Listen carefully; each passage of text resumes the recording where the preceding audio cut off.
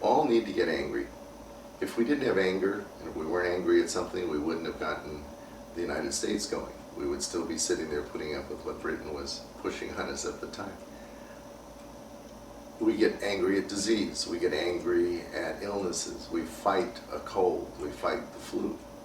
So fight is good. Anger is good at times. Can't be totally passive. The problem is we have to learn out how to process it and acknowledge it. A lot of you may have never used the word anger when you were a kid. One of the things I ask in my group is, what did mom or dad call anger around home? A lot of times it was not expressed as anger. It would be expressed as dad's having a bad day, mom's having a bad day, dad has a headache, whatever. The truth is it's anger, and we need to deal with it and acknowledge the anger.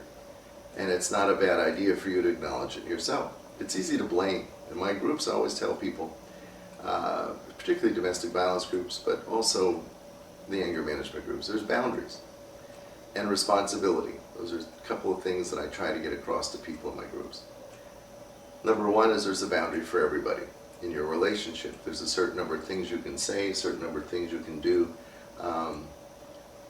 that aren't offensive to the other person, but you're going to step over a boundary at some point.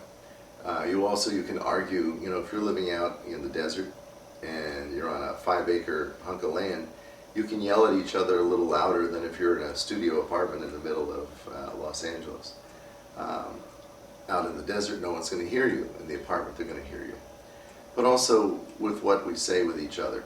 There's words that trigger us. You have to kind of figure out what works for each.